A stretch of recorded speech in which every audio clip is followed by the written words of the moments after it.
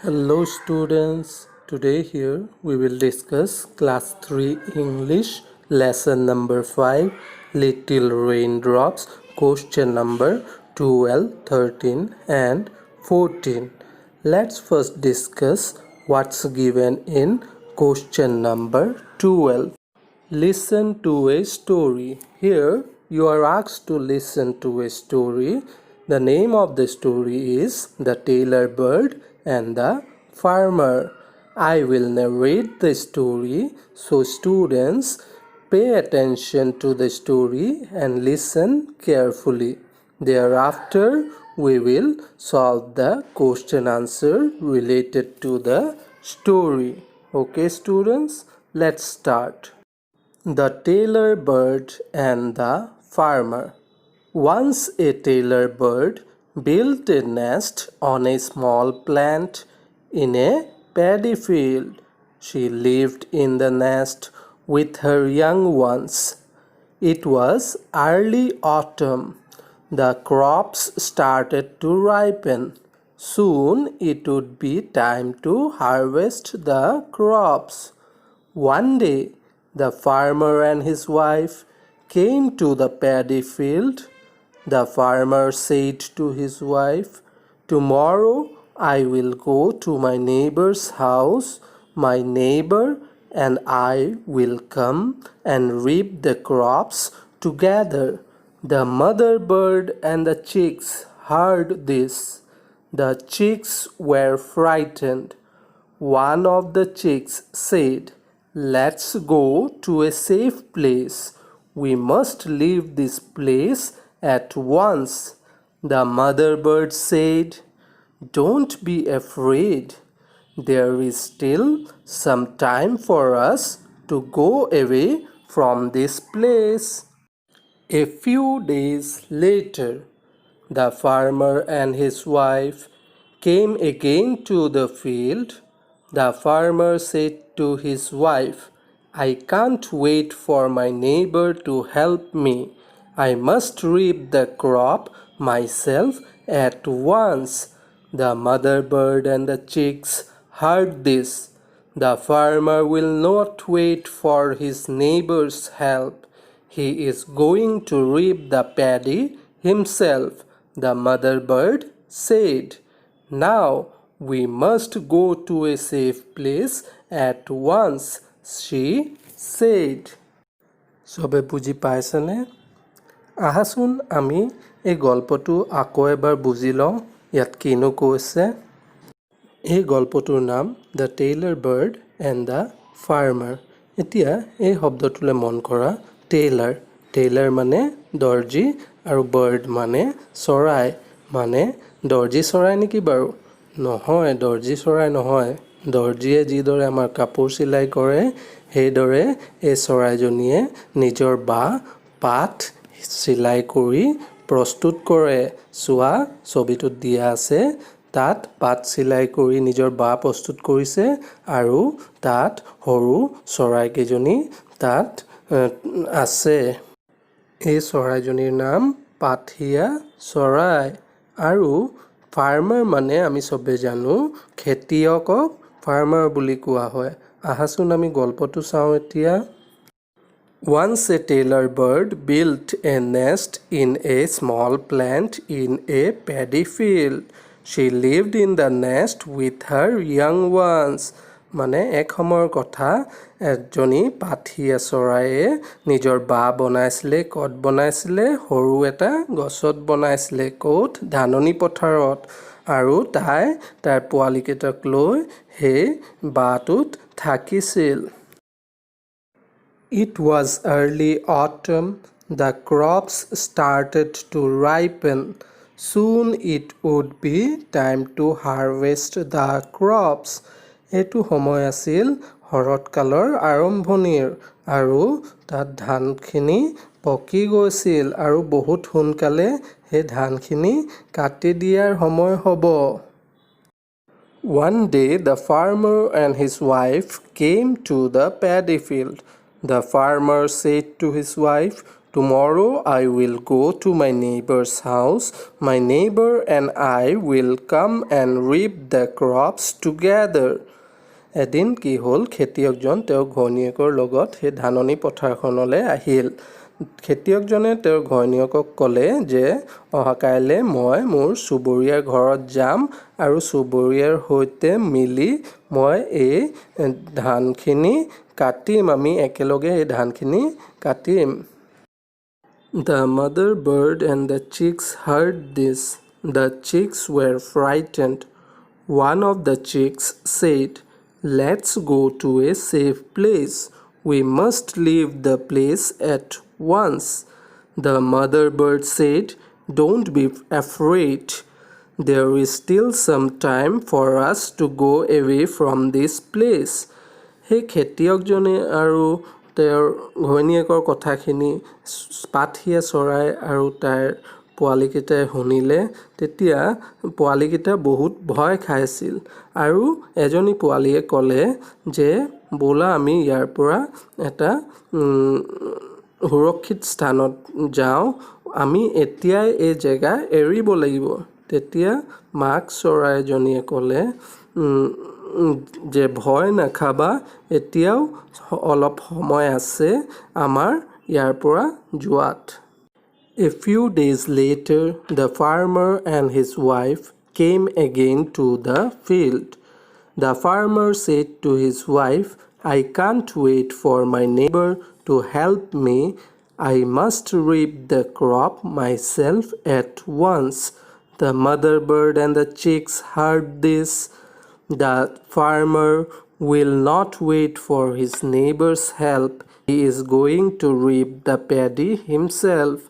The mother bird said, "Now we must go to a safe place at once," she said.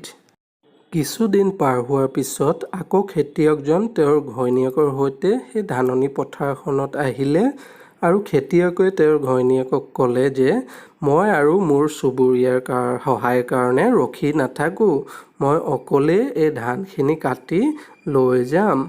তেতিয়া সিহঁতৰ কথাখিনি পাতশিয়া চৰাই আৰু তেওঁৰ পোৱালীকেইজনীয়ে শুনিলে আৰু তেতিয়া পাতশিয়া চৰাইজনীয়ে পোৱালীকেইজনীক ক'লে যে খেতিয়কজন আৰু তেওঁৰ চুবুৰীয়াৰ সহায়ৰ কাৰণে ৰখি নাথাকে, তেওঁ নিজে এই ধানখিনি কাটি লৈ যাব।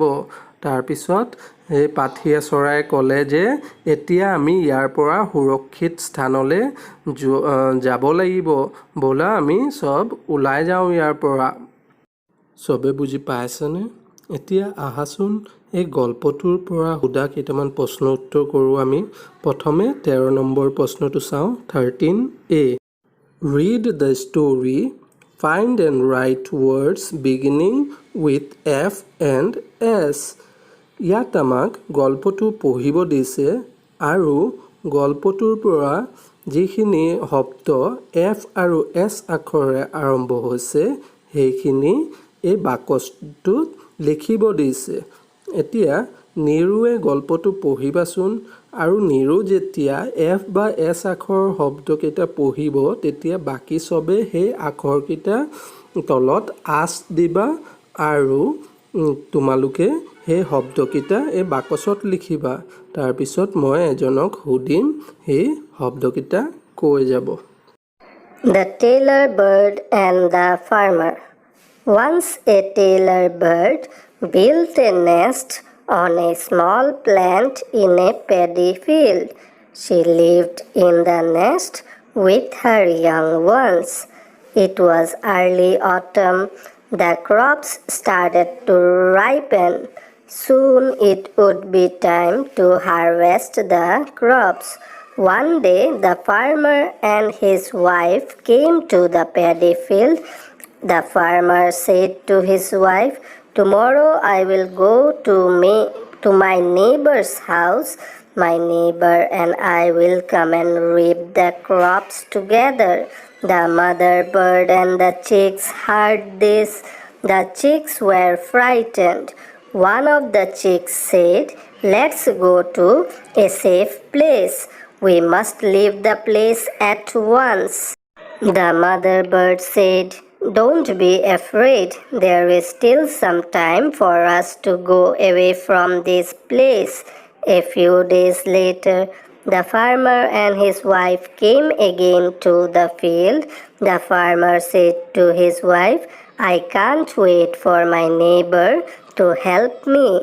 I must reap the crop myself at once. The mother bird and the chicks heard this. The farmer will not wait for the neighbor's help. He is going to reap the paddy himself. The mother bird said, Now we must go to a safe place at once. She said. Good Niru চবে F আখৰ আৰু S আখৰে আৰম্ভ হোৱা শব্দকেইটাৰ তলত আঁচ টানিলানে এতিয়া 13b প্ৰশ্নটো চোৱা নাও read out your words to the rest of the class এতিয়া তৰিকাই তুমি পোৱা শব্দকেইটা চবৰ আগত পঢ়ি শুনোৱাচোন Words beginning with F. Field, farmer. Frightened, for. From, few. Words beginning with S. Small, she. Started, soon. Said, safe. Still, some. Good তৰিকা হৈছে বাকী চবে এইকেইটা শব্দ পাইছানে ঠিক এইদৰে তোমালোকে বেলেগ আখৰ এটা লৈও কিছুমান শব্দ গল্পটোৰ পৰা বিচাৰিব পাৰা চবে বুজি পাইছানে ঠিক আছে আহাচোন এতিয়া আমি কোৱেশ্চন নম্বৰ 14ত কি দিয়া আছে চাওঁ let's C how mass we have understood এই গল্পটো যে আমি পঢ়িলোঁ ইয়াৰ পৰা কিছুমান প্ৰশ্ন তোমালোকক সুধিছে আৰু কৈছে ব'লা চাওঁ তোমালোকে কিমান বুজি পাইছা মই এটা এটাকৈ প্ৰশ্ন সুধি যাম আৰু যাক সুধিম সি উত্তৰটো দিবা ঠিক আছে a who built a nest in the paddy field এই ধাননি পথাৰখনত কোনে বাঁহ সাজিছিল প্ৰিয়তমে কোৱাচোন The tailor bird, sir. হৈছে টেইলাৰ বাৰ্ড বা পাতহিয়া চৰাই এইটো লিখোঁতে তোমালোকে এইদৰে লিখিবা the tailor bird built a nest in the paddy field এতিয়া বি নম্বৰ প্ৰশ্নৰ উত্তৰ কষ্টিনাই ক'বাচোন প্ৰশ্নটো হৈছে who came to the paddy field and with whom এই ধাননি পথাৰত কোন আহিছিল আৰু কাৰ লগত আহিছিল সেই ধাননি পথাৰখনত খেতিয়কজন তেখেতৰ ঘৈণীয়েকৰ লগত আহিছিল হৈছে এইটো ইংৰাজীত লিখোঁতে এইদৰে লিখিবা the farmer came to the paddy field with his wife এতিয়া লাষ্ট প্ৰশ্ন চি নম্বৰ প্ৰশ্নৰ উত্তৰটো এলবাৰ্টে ক'বাচোন C tomorrow' I will go' to my neighbour's house who said কাইলৈ মই মোৰ চুবুৰীয়াৰ ঘৰলৈ যাম এই কথাষাৰ কোনে কৈছিল ফাৰ্মাৰে কৈছিল ছাৰ গুড কোনে কৈছিল খেতিয়কজন বা ফাৰ্মাৰে কৈছিল তো ইয়াৰ উত্তৰ আমি এইদৰে লিখিম the farmer said that the next day he will go' to his neighbour's house ঠিক আছে চবে বুজি পাইছা তো তোমালোকে ঘৰত এই এক্টিভিটিকেইটা আকৌ ভালকৈ চাবা আৰু তোমালোকে গল্পটো নিজে পঢ়িব চেষ্টা কৰিবা ঠিক আছে আজিলৈ ইমানে ধন্যবাদ থেংক ইউ এভৰিবডি